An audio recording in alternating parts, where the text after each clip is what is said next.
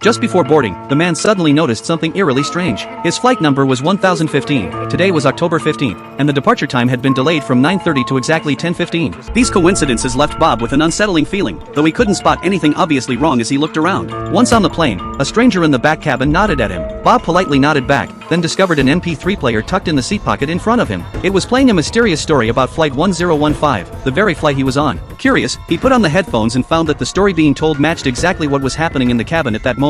The flight attendant was giving the safety demonstration, and it had started raining outside. Bob lifted the window shade to check, and sure enough, a heavy downpour was pelting the windows. But then the voice on the MP3 said that in 1 hour, this plane would vanish from radar forever. Bob found it absurd, but suddenly the plane shuddered as it took off. The MP3 immediately began discussing the mystery of the plane crash, starting with Captain Donna. At that exact moment, the captain's voice came over the intercom. Bob quickly paused the recording and asked the passenger next to him if the captain's name was Donna, but the man looked completely bewildered. He hadn't even been listening to the announcement. Unable to contain himself, Bob told the passenger about the bizarre content he'd been hearing on the MP3 and wanted him to listen too, but the man immediately moved away in disgust. Bob put the headphones back on. The story continued, saying that at 10:21, a bird would strike the plane. Just as the time hit 10:21, there was a violent impact. Bob shot up from his seat, frantically throwing off the headphones as waves of terror crashed over him. He rushed to the bathroom to calm himself, but afterward the flight continued smoothly, as if none of the other passengers had felt the collision. Bob began to wonder if he was hallucinating. After fastening his seatbelt, he pressed the call button to summon a flight attendant, hoping to confirm whether a bird had actually hit the plane.